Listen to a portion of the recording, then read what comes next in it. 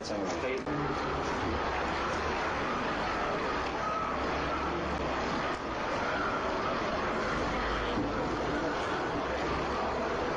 السلام عليكم ورحمة الله. الحمد لله حمدا كثيرا طيبا مباركا فيه. أشهد أن لا إله إلا الله، أشهد أن محمدا عبده ورسوله. اللهم صل على محمد وعلى آله وصحبه واتباعه وبارك عليه وسلم تسليما. أعوذ بالله السميع العليم من الشيطان الرجيم. ولا تقف ما ليس لك به علم إن السمع والبصر والفؤاد كل أولئك كان عنه مسؤولا. സഹോദരന്മാരെ, ഇസ്ലാഹി പ്രസ്ഥാനം അതിൻ്റെ പ്രബോധന രംഗത്ത് തൗഹീദുമായ ബന്ധത്തിൽ വളരെ ശ്രദ്ധേയമായ പ്രവർത്തനങ്ങൾ കാഴ്ചവെച്ചുകൊണ്ടിരിക്കുന്ന സന്ദർഭമാണത്. മനുഷ്യൻ ശാസ്ത്രീയമായി പുരോഗമിക്കുന്നുവോ അത്രത്തോളം കൊണ്ട് തന്നെ ധാർമ്മികമായി അത് പതിക്കുന്നു. അന്ധവിശ്വാസങ്ങളുടെയും അനാചാരങ്ങളുടെയും ആഴത്തിലേക്ക് ആണ്ടുപോകുന്ന സുവിശേഷമാണ് ഇന്ന് കണ്ടുകൊണ്ടിരിക്കുന്നത്. ഇതിനെ മോചിപ്പിക്കുവാൻ, യഥാർത്ഥ വെളിച്ചത്തിലേക്ക് നയിക്കുവാൻ പരിശുദ്ധ ഖുർആൻ മുറുകെ പിടിച്ചുകൊണ്ട് പ്രബോധന രംഗത്ത് മുന്നോട്ട് പോകുന്ന ഇസ്ലാഹി പ്രവർത്തകന്മാർക്കല്ലാതെ സാധിക്കുകയില്ല. അന്ധവിശ്വാസങ്ങൾക്കും അനാചാരങ്ങൾക്കും മേലുള്ള പ്രവർത്തനങ്ങൾ വളരെ ശ്രദ്ധേയമായ പ്രവർത്തനമാണ്. നമ്മുടെ നാട്ടിൽ അന്ധവിശ്വാസങ്ങളും അനാചാരങ്ങളും ഇന്ന് പെരുകിക്കൊണ്ടിരിക്കുന്ന കാഴ്ചയാണ് കാണാൻ കഴിയുന്നത്. ആ അന്ധവിശ്വാസം അതിന്റെ പേരിൽ ദുർമന്ത്രവാദങ്ങളും മറ്റും നടത്തിക്കൊണ്ട് കൊലപാതകങ്ങൾ നടക്കുന്നു. പക്ഷേ അതൊന്നും കൊലപാതകങ്ങളായി അംഗീകരിക്കപ്പെടാൻ നിയമമില്ല. അതാണ് പറയപ്പെടുന്നത്. അതേപ്രകാരം തന്നെ അന്ധവിശ്വാസികളായി പ്രവർത്തിക്കുന്ന ഈ പ്രവർത്തനം നിർവഹിക്കുന്ന ഇത്തരം മന്ത്രവാദികളെ ശിക്ഷിക്കുവാനും അവരെ പിടികൂടുവാനും നിയമമില്ല. ഇല്ലെങ്കിൽ ആ നിയമം ഉണ്ടാക്കണം. അതുകൊണ്ട് തന്നെ അവരെ അർഹിക്കുന്ന ശിക്ഷയ്ക്ക് വിധേയമാക്കണം എന്ന് നമുക്ക് പറയാനുള്ളത്. ഇത് പറയുമ്പോൾ എന്താണ് അന്ധവിശ്വാസം, അത് മനസ്സിലാക്കേണ്ടതാണ്. നിയമം കൊണ്ട് മാത്രം ഏത് പ്രശ്നം പരിഹരിക്കുകയില്ല. ഉത്ബോധനത്തിലൂടെ മാത്രമേ പ്രശ്നങ്ങൾ ശരിയായ വിധത്തിൽ അതിന് പരിഹാരം കാണാൻ സാധിക്കുകയുള്ളൂ. ജനങ്ങളെ ഉത്ബോധിപ്പിക്കലാണ് ഏറ്റവും പ്രധാനം. നിയമം അതിന്റെ അവസാനത്തേതാണ്. പക്ഷെ എത്ര നിയമങ്ങളെല്ലാം ഉണ്ടായിട്ടും ആ നിയമങ്ങൾ നിത്യമാണ് ലംഘിക്കപ്പെട്ടത് എന്ന കാഴ്ചയാണ് നമുക്ക് കാണാൻ കഴിയുന്നത്. നാം ആദ്യമായി ജനങ്ങളെ ഉത്ബോധിപ്പിക്കുമ്പോൾ എന്താണ് അന്ധവിശ്വാസം എന്ന് അവരെ മനസ്സിലാക്കി കൊടുക്കണം. അള്ളാഹു നമ്മോട് പറയുന്നത് വലാ തഖ്ഫു മാ ലൈസ ലക ബിഹി ഇൽമുൻ ഇന്ന അസ്സമഅ വൽ ബസറ വൽ ഫുആദ കുല്ലു ഉലൈക കാന അൻഹു മസ്ഊല. നിങ്ങൾക്ക് അറിവില്ലാത്ത കാര്യം നിങ്ങൾ അനുകരിക്കരുത് എന്നാണ്. തീർച്ചയായും കാതും കണ്ണും ബുദ്ധിയും ചോദ്യം ചെയ്യപ്പെടുന്നത് തന്നെയാണ്. അറിവില്ലാത്ത കാര്യങ്ങൾ അനുകരിക്കരുതെന്ന് പറയുമ്പോൾ ഈ ഊഹാപോഹങ്ങളുടെ അടിസ്ഥാനത്തിൽ, സങ്കല്പങ്ങളുടെ അടിസ്ഥാനത്തിൽ പ്രവർത്തനമാണ് എല്ലാ അന്ധവിശ്വാസങ്ങളുടെയും അടിസ്ഥാന കാര്യം. ഏതൊരു കാര്യം ആ കാര്യത്തിന്റെ കാരണം എന്താണ് എന്ന് ബോധ്യപ്പെടാതെ അതങ്ങനെ ആവാമല്ലോ, അതല്ലെങ്കിൽ ദൈവികമായ സിദ്ധി കൊണ്ടായിരിക്കാം, അതല്ലെങ്കിൽ അവർക്ക് ദൈവം അള്ളാഹു ആദരിച്ച് നൽകിയതായിരിക്കാം എന്നിങ്ങനെയുള്ള ഊഹങ്ങൾ. ഈ ഊഹങ്ങളാണ് ബഹുദൈവാരാധനയുടെ അടിത്തറ തന്നെ. പരിശുദ്ധ ഖുർആൻ പറയുന്നു, അള്ളാഹു അല്ലാത്തവരെ വിളിച്ച് പ്രാർത്ഥിക്കുന്നതിനെ സംബന്ധിച്ച് എന്താണ് അവർ പിന്തുടരുന്നത്? ഖുർആൻ എന്ന് മറുപടി പറയുന്നത് ഇന്നത്തബിയുനയില്ല, ഊഹമല്ലാതെ അവർ പിന്തുടരില്ല എന്നാണ്. ഊഹം മാത്രമാണ് ഇതിന്റെ പിന്നിലുള്ളത്. അപ്പൊ അതുകൊണ്ട് ഊഹത്തിൽ നിന്ന് അറിവിലേക്ക്, ഇരുട്ടിൽ നിന്ന് വെളിച്ചത്തിലേക്ക് അതിനെ നാം ജനങ്ങളെ കൊണ്ടുവരേണ്ടിയിരിക്കുന്നു. അതാണ് നാം പ്രത്യേകം ശ്രദ്ധിക്കേണ്ടത്. എങ്ങനെ നമുക്ക് എന്ന് കൊണ്ടുവരാൻ സാധിക്കും? എന്താണ് ചെയ്യേണ്ടത്? അതിന് നാം വേണ്ടത് ഒന്നാമതായി നമ്മുടെ പഞ്ചേന്ദ്രിയങ്ങൾ. അതാണല്ലോ നമുക്ക് അറിവ് നൽകുന്ന മാർഗങ്ങൾ. പഞ്ചേന്ദ്രിയങ്ങളിലൂടെ കാര്യങ്ങൾ വസ്തുപരമായി കണ്ട് കേട്ട് നാം മനസ്സിലായിക്കൊണ്ടിരിക്കുന്നു. കാഴ്ചയും കേൾവിയുമാണ് പ്രബോധന രംഗത്ത് ഏറ്റവും അടിസ്ഥാനപരമായ കാര്യങ്ങൾ. മറ്റു കാര്യങ്ങൾ പഞ്ചേന്ദ്രിയപ്പെട്ട മറ്റേന്ദ്രിയങ്ങളുടെ പ്രവർത്തനങ്ങളുണ്ട്. അതെല്ലാം ചെറിയ ചെറിയ കാര്യങ്ങൾക്കാണ്. മറ്റൊന്ന് ബുദ്ധിയാണ് അറിവിന് ഉണ്ടാകുന്നത്. ആ ബുദ്ധി കൊണ്ട് കാര്യം യഥാർത്ഥത്തിൽ മനസ്സിലാക്കുകയും അതിലൂടെ അത് മനസ്സിലാക്കിയ കാര്യങ്ങൾ ഇന്ന കാര്യത്തിന്റെ കാരണം ഇന്നതാണ് എന്ന് മനസ്സിലാക്കി അതിലൂടെയാണ് നമ്മൾ പ്രവർത്തിക്കുവാൻ. എന്നാൽ ഇതിനപ്പുറമുള്ള ചില കാര്യങ്ങളുണ്ട്. എല്ലാം നമ്മുടെ ബുദ്ധിക്ക് ഒരുങ്ങിയതല്ല, എല്ലാം നമ്മുടെ ഇന്ദ്രിയങ്ങൾക്ക് അധീനമായതല്ല. അതിന് അപ്പുറമുള്ള കാര്യങ്ങളുണ്ട്. ഈ കാര്യങ്ങൾ നമ്മൾ എന്ത് ചെയ്യണം? അതിനെന്താണ് വേണ്ടത്? നമുക്ക് മനസ്സിലാക്കാൻ കഴിയാത്ത കാര്യങ്ങൾ, എല്ലാ കാര്യങ്ങളുടെയും കാരണക്കാരനായ, നമുക്ക് നേരിട്ട് കാണാൻ കഴിയാത്ത നമുക്ക് ശരിക്കും നമ്മുടെ ഇന്ദ്രിയങ്ങൾക്ക് വിധേയമാവാത്ത നമ്മുടെ അറിവിനപ്പുറമുള്ള സൃഷ്ടാവിന്റെ വിട്ടുകൊടുക്കുകയാണ് ചെയ്യേണ്ടത്. ആകാശങ്ങളെയും ഭൂമിയെയും അത്തരം കാര്യങ്ങൾ, അതിനാണ് നമ്മൾ ഒഴിവ് എന്ന് പറയുന്നത്. ഒഴില്ലാഹി ഒഴിവുസമാവാറ്റ് വലാവു, ആകാശം ഭൂമിയിലെയും ഒഴിവ് അള്ളാഹുവിനുള്ളതാകുന്നു എന്നതാണ്. അപ്പോൾ അതുകൊണ്ട് അള്ളാഹുവിലേക്ക് ചേർക്കുക. ഇങ്ങനെ നമ്മുടെ മനുഷ്യനാണ് അള്ളാഹുവിന്റെ സൃഷ്ടി വെച്ച് ഏറ്റവും ഉത്കൃഷ്ടമായ സൃഷ്ടി. മനുഷ്യനാണ് നമ്മളിവിടെ അള്ളാഹുവിന് ഉത്തരം പറയേണ്ടവരും. അതുകൊണ്ട് തന്നെ മനുഷ്യന്റേതായ കഴിവ് അത് നമുക്ക് അന്യോന്യം സഹായിക്കുകയും സഹകരിക്കുകയും ആവശ്യപ്പെടുകയും ചെയ്യുക എന്നത് ഒരു തെറ്റായ കാര്യമല്ല. അത് സാമൂഹ്യമായ ബന്ധത്തിൽ പരസ്പരം സഹായിച്ചുകൊണ്ടിരിക്കണം, സഹകരിച്ചുകൊണ്ടിരിക്കണം. അത് പരിശുദ്ധ ഖുർആൻ നമ്മൾ ആജ്ഞാപിക്കുന്നതാണ്. തആവനു അൽ ബിർരി വത്തഖ്വ വലാ തആവനു അൽ ഇസ്മി വൽ ഉദ്വാൻ. നിങ്ങൾ പരസ്പരം സഹായിക്കണം നന്മയുടെയും പുണ്യത്തിന്റെയും അടിസ്ഥാനത്തിൽ. അതേ അവസരത്തിൽ കുറ്റകരമായ കാര്യത്തിനും ശത്രുകരമായ കാര്യം നിങ്ങൾ പരസ്പരം സഹായിക്കുകയും സഹകരിക്കുകയും ചെയ്യരുത്. അത് പുണ്യത്തിന് വേണ്ടി, നന്മയ്ക്ക് വേണ്ടി മനുഷ്യന്മാർ തമ്മിൽ സഹായിക്കണം, സഹകരിക്കണം. സഹായിക്കുന്നവരോട് സഹായം തേടാം. നമുക്ക് ഇന്നതിന് സഹായിക്കാൻ സാധിക്കും എന്ന് നമുക്ക് തോന്നിയാൽ, നമുക്ക് മനസ്സിലാക്കാൻ ആ സഹായം നമുക്ക് ആവശ്യപ്പെടാവുന്നതാണ്. എന്നാൽ നമുക്ക് മനസ്സിലാക്കാൻ കഴിയില്ല ഒരാൾക്ക് എന്തിനാണ് അയാൾ കഴിയുക, അല്ലെങ്കിൽ അയാൾ എന്തെങ്കിലും ചെയ്യാൻ സാധിക്കുമോ, നമുക്ക് മനസ്സിലാക്കാൻ കഴിയാത്ത കാര്യമാണോ, നമ്മൾ അള്ളാഹുവിന് വിട്ടുകൊടുക്കണം. അതാണ് ചെയ്യേണ്ടത്. അതുകൊണ്ടാണ് നമ്മൾ ആദ്യമായി തന്നെ അവിടെ പറഞ്ഞ് ജനങ്ങൾ അറിയിച്ചു കൊടുത്തിരുന്നത് എന്താണ് മനുഷ്യ കഴിവിന് അപ്പുറമുള്ളതെല്ലാം സൃഷ്ടാവിനോട് ചോദിക്കണമെന്നതാണ്. എന്നാൽ ഈ കാര്യത്തിൽ നമ്മുടെ എല്ലാ മുസ്ലിങ്ങൾക്കും യോജിക്കാൻ കഴിയുന്നില്ല. അതിലാണ് അവർ പഴിച്ചു പോകുന്നത്. ബഹുദൈവാരാധകന്മാരുടെ സങ്കല്പത്തിലേക്ക് മുസ്ലിങ്ങളാണെന്ന് പറയുന്നവർ തന്നെ ഒരു വിഭാഗം പഴിച്ചുപോയി ആദ്യം തന്നെ. കാരണം അവരുടെ സങ്കല്പം അള്ളാഹു ഏത് കഴിവും ഏവർക്കും കൊടുക്കാം എന്നതാണ്. അങ്ങനെ കൊടുക്കാമെന്ന സങ്കല്പത്തിൽ അവരോട് നമുക്ക് സഹായം തേടാം, അവരുടെ സഹായം ഉപയോഗപ്പെടുത്താം എന്ന് തന്നെയാണ് പറഞ്ഞിരുന്നത്. അതുകൊണ്ടാണ് മരിച്ചുപോയ മഹാത്മാക്കളോടും അവരുടെ ശവകുടീരങ്ങളിൽ ചെന്ന് സഹായം അഭ്യർത്ഥിക്കുകയും അവർക്ക് വേണ്ടി ആരാധനകൾ അർപ്പിച്ചുകൊണ്ടിരിക്കുകയും ചെയ്തിരുന്നത്.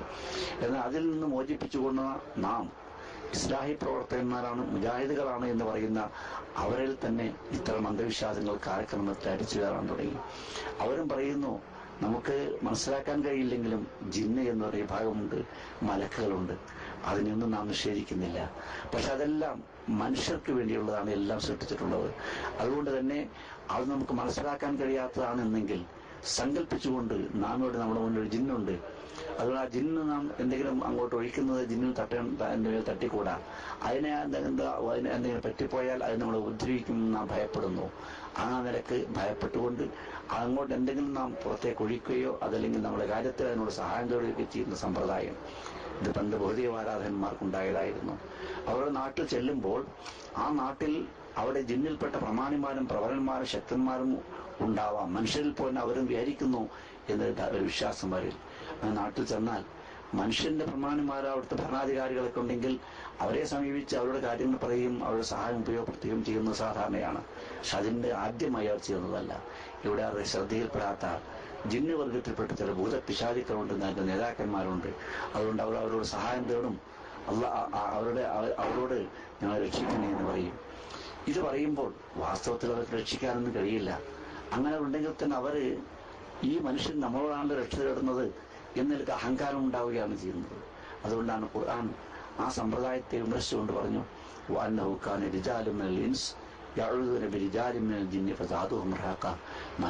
മനുഷ്യന്മാരിൽപ്പെട്ട ചില ആളുകൾ ജിന്നുകളോട് ഇതുപോലെ രക്ഷ തേടുവാൻ തുടങ്ങി. അത് അവർക്ക് അഹങ്കാരം വർദ്ധിപ്പിക്കുകയാണ് ചെയ്തത്. അങ്ങനെ മനുഷ്യനെ അവർ കൂടുതൽ പഠിപ്പിക്കുവാൻ അത് നിമിത്തമായി തീരുകയാണ് ഉണ്ടായത്. അപ്പം ആ മുശ്രിക്കുകളുടെ സമ്പ്രദായത്തിലേക്ക് ഒരിക്കലും മുസ്ലിമുകൾ അങ്ങോട്ട് വഴി പോകരുതേ. അതാണ് നാം ശ്രദ്ധിക്കേണ്ട കാര്യം. ഇതുപോലെ തന്നെയാണ് മലക്കുകളെ അള്ളാഹുവിന്റെ പുത്രിമാരായിട്ടാണ് ചിത്രീകരിച്ചിരുന്നത്. അതുകൊണ്ട് മലക്കുകൾ നമ്മൾ രക്ഷിക്കും, മലക്കുകളോട് സഹായം തേടുന്നു, അവരുടെ പ്രതിമകളും മറ്റും വെച്ച് പൂജിക്കുന്നു. അങ്ങനെ ഭൂതപിശാചുകളെയും മാലാഖമാരെയും എല്ലാം പൂജിക്കുന്ന ആരാധിക്കുന്നതിലേക്ക് എത്തി. ഇതിൽ നാം തിരിച്ച് അവരെ അള്ളാഹുവിനെ മാത്രം ആരാധിക്കുന്നതിലേക്ക്, അവനോട് മാത്രം രക്ഷപ്പെടുന്നതിലേക്ക് കൊണ്ടുവരിക. അവരുടെ ഏറ്റവും പ്രധാനമായത് മനുഷ്യ കഴിവിന് അപ്പുറമുള്ളതെല്ലാം സർവശക്തനായ അള്ളാഹുവിന് മാത്രം രക്ഷ തേടണം എന്ന ആശയം. ആ ആശയമാണ് ഏറ്റവും അടിസ്ഥാനം. അതിൽ നിന്ന് വ്യതിചലിച്ചു പോകുന്നതാണ് എല്ലാ പ്രശ്നങ്ങൾക്കും കാരണം. ഇനി മറ്റൊരു കാര്യം നാം മനസ്സിലാക്കേണ്ടത്, ലാ ഇലാഹ ഇല്ലല്ലാഹ് എന്ന ആ കലിമത്ത് തൗഹീദിന്റെ വചനം കഴിച്ചാൽ പിന്നെ രണ്ടാമത്തെ വചനം മുഹമ്മദുൻ റസൂലുള്ളാഹ് എന്നാണ്. മുഹമ്മദ് നബി അള്ളാഹുവിന്റെ ദൂതനാകുന്നു എന്നതാണ്. അള്ളാഹുവിന്റെ സന്ദേശം ജനങ്ങൾക്ക് എത്തിക്കുവാൻ വേണ്ടി, അത് പ്രബോധനം ചെയ്യാൻ വേണ്ടി നിയമിക്കപ്പെട്ട പ്രവാചകനാണ് അള്ളാഹുവിന്റെ ദൂതൻ. അതുകൊണ്ട് തന്നെ അവർ യഥാർത്ഥത്തിൽ മനുഷ്യരാണ്. അവർക്ക് അള്ളാഹുവിന്റെ ദൂതനാണ്, അള്ളാഹുവിന്റെ സന്ദേശം എനിക്ക് ലഭിച്ചിട്ടുണ്ട് എന്ന് അടയാളമായി ചില അസാധാരണമായ സംഭവങ്ങൾ അവരുടെ കൈകളിലൂടെ അള്ളാഹു പ്രകടമാക്കി കൊടുത്തിട്ടുണ്ട്. അങ്ങനെ ഓരോ കാലഘട്ടത്തിലും പല അത്ഭുത സംഭവങ്ങളും പ്രവാചകന്മാരുടെയും ദേവദൂതന്മാരുടെയും കൈകളിലൂടെ പ്രകടമായിട്ടുണ്ട്. എന്നാൽ അവസാനത്തെ പ്രവാചകനായ മുഹമ്മദ് മുസ്തഫ സല്ലല്ലാഹു അലൈഹി വസല്ലമിന് എന്നും ഏവർക്കും കാണാവുന്ന ഒരു അസാധാരണമായ, ഒരു അമാനുഷികമായ ഒരു അടയാളമാണ് നൽകിയത്. അതാകുന്നു പരിശുദ്ധ ഖുർആൻ. ആ ഖുർആൻ അത് ദൈവികമായ അടയാളമാണ്. അതുകൊണ്ട് തന്നെ ഇത് അള്ളാഹുവിന് കിട്ടിയ സന്ദേശമാണ് എന്നുള്ളത് നമുക്ക് മനസ്സിലാക്കാൻ സാധിക്കുന്നു. എന്നാൽ ഈ പ്രവാചകന്മാർ ഇതുകൊണ്ട് അമാനുഷികമായ സ്ഥിതി ലഭിച്ച സിദ്ധന്മാരായി മാറുകയില്ല, ദിവ്യശക്തിയുള്ളവരായി മാറുകയില്ല. അവർ പറയുന്നത് ഞങ്ങൾ മനുഷ്യരാണ്, മനുഷ്യരുടെ അപ്പുറം ഞങ്ങൾക്കൊന്നും ചെയ്യാൻ കഴിയില്ല. അള്ളാഹു കൊടുക്കുന്ന അടയാളങ്ങൾ അവർ ആരാണ്, അവർക്കാണോ, അവർ എന്താണോ അള്ളാഹു കൊടുക്കുന്നത് അപ്പോഴല്ലാതെ എന്താണ് എങ്ങനെ ചെയ്യാൻ കഴിയുമെന്ന് അവർക്ക് തന്നെ മനസ്സിലാക്കാൻ കഴിയില്ല. നബി സല്ലല്ലാഹു അലൈഹി വസല്ലമയോട് തന്നെ എന്തുകൊണ്ട് പൂർവിക പ്രവാചകന്മാരും പൂർവികമായ മുർസലുകളുമെല്ലാം കാണിച്ചു തന്നതുപോലെ അടയാളങ്ങൾ, അസാധാരണമായ അടയാളങ്ങൾ നിങ്ങൾ എന്തുകൊണ്ട് കാണിച്ചു തരുന്നില്ല എന്ന് പറഞ്ഞപ്പോൾ നബി സല്ലല്ലാഹു അലൈഹി വസല്ലം പറഞ്ഞു, ഇന്നമൽ ഗൈബിലില്ല, അതെല്ലാം അദൃശ്യമായ കാര്യമാണ്, അള്ളാഹുവിന്റെ കയ്യിലാണ്. എനിക്കെപ്പോഴാണ് പ്രകടിപ്പിക്കാൻ കഴിയുക, എനിക്കെന്താ ചെയ്യാൻ സാധിക്കുകയില്ല എന്നാണുള്ളത്. അതുകൊണ്ട് തന്നെ പ്രവാചകന്മാർ മനുഷ്യനായതുകൊണ്ട് മനുഷ്യ കഴിവിനപ്പുറമുള്ളത് അവരോട് നമുക്ക് സഹായം തരാൻ പാടില്ല എന്നുള്ളത് തന്നെയാണ്. ഇതെല്ലാം നാം മനസ്സിലാക്കി ഇത് ഉൾക്കൊണ്ടുകൊണ്ട് യഥാർത്ഥ സന്ദേശമായി നമ്മൾ മുന്നോട്ട് പോകണം. അതാണ് ചെയ്യേണ്ടത്. ഇതിൽ നിന്ന് ഇത് മറ്റൊന്നിലേക്ക് ഒഴുകി പോകുന്നു. ഇതൊക്കെ ഇറക്കി തന്ന പരിശുദ്ധ ഖുർആൻ. ആ ഖുർആൻ മനുഷ്യന്റെ മനസ്സിലുണ്ടാകുന്ന ഇത്തരം അന്ധവിശ്വാസങ്ങളെയും അനാചാരങ്ങളെയും ദൂരീകരിക്കുവാനുള്ളതാണ്, നിർമ്മാർജ്ജനം ചെയ്യുവാനുള്ളതാണ്.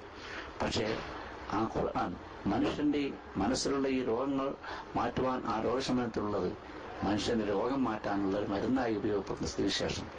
എന്നിട്ട് തന്നെ അതുകൊണ്ട് മന്ത്രവാദവും അത് ആ നിലക്ക് ഭൂതപിശാചുക്കളെ ആട്ടിയിറക്കുവാനോ അടിച്ചിറക്കുവാനുള്ള പ്രവണതയിലേക്കും മതപണ്ഡിതന്മാരാണെന്ന് പറയുന്നവർ ചിലർ അകപ്പതിച്ചു പോകുന്നു. മാത്രമല്ല അങ്ങനത്തെ മറഞ്ഞ കാര്യങ്ങൾ തങ്ങൾക്കറിയാമെന്ന് അവർ അവകാശപ്പെടുന്നു. ഒരാൾക്ക് ഒരു രോഗമുണ്ടായാൽ രോഗത്തിന്റെ കാരണം എന്താണ് എന്ന് ലബോറട്ടറികളിലും മറ്റും പരിശോധിച്ചാണ് മനസ്സിലാക്കുന്നത്. ഇവർക്കതൊന്നും ആവശ്യമല്ല. അവർ ഒരാൾ രോഗിയെ കണ്ടാൽ ഈ മന്ത്രവാദി വിധി എഴുതി, എന്തുകൊണ്ടാണ് രോഗം? അത് കണ്ണേറേറ്റതാണ്. ആ കണ്ണേറേറ്റതിന് ഇന്നതാണ് മന്ത്രം. കണ്ണേറ് പറ്റിയതാണ്. എന്താണ് ഈ കണ്ണേറെന്നോ അതെങ്ങനെയാണ് തട്ടിയെന്നോ ഇവനറിയില്ല. അറിയാത്തൊരു കാര്യം വെറുതെ അങ്ങോട്ട് ആരോപിച്ച് അന്ധമായി പറയുക തന്നെയാണ് ചെയ്യുന്നത്. അതാണ് ഒന്ന്. മറ്റൊന്ന്, അത് പറയും ഏതോ മാന്ത്രിക വിദ്യക്കാർ സെഹർ ചെയ്തതാണ്. എന്നിട്ട് സെഹറിനെന്താണ്, അതിനെന്താണ് ചെയ്യേണ്ടത്, അത് അവർക്കറിയില്ല. അതിന് അവർ ചെറിയ കോപ്പറാട്ടുകളെല്ലാം കാണിച്ചു കൂട്ടും. ഇതെല്ലാം ഈ മന്ത്രവാദങ്ങളെല്ലാം ഈ നിഷറത്ത് എന്നാണ് അത്ര മന്ത്രവാദങ്ങൾക്ക് അറബിയിൽ പറയുക. അന്നുഷറത്തും അമരി ഷെയ്ത്താൻ, നബിസന്നു അതൊക്കെ ഷെയ്ത്താന്റെ പ്രവർത്തനത്തിൽപ്പെട്ടതാണ് ഇത്തരം മന്ത്രവാദങ്ങൾ എന്നാണ് പറഞ്ഞത്. അത് മാത്രമല്ല അടിച്ചിറക്കുന്ന ജിന്നാണെന്ന് പറഞ്ഞുകൊണ്ട് അടിച്ചിറക്കുകയും അടിച്ച് കൊല്ലുകയും ചെയ്യുന്ന സമ്പ്രദായമാണ് കാണുന്നത്. അതുകൊണ്ട് അന്ന് എത്രയോ കൊലപാതകങ്ങൾ നടക്കുന്നു. ഇതൊക്കെ മനസ്സിലാക്കി ഇതിൽ ജനങ്ങളെ ശരിയായ ദിശാബോധം നൽകി കൊണ്ടുവരുവാൻ നമുക്ക് ഉത്ബോധനത്തിൽ ഉണർത്തിക്കൊണ്ടിരിക്കുകയാണ്. മറ്റൊന്ന് മതത്തിന്റെ മന്ത്രം എന്ന് പറഞ്ഞുകൊണ്ട് മുസ്ലിങ്ങളുടെ ഇടയിൽ തന്നെ റുഖിയ ശറയ്യ എന്ന് പറഞ്ഞുകൊണ്ട് മന്ത്രത്തിന്റെ പ്രചാരം നൽകിക്കൊണ്ടിരിക്കുന്നു. എന്താണ് ഈ റുഖിയ ശറയ്യ?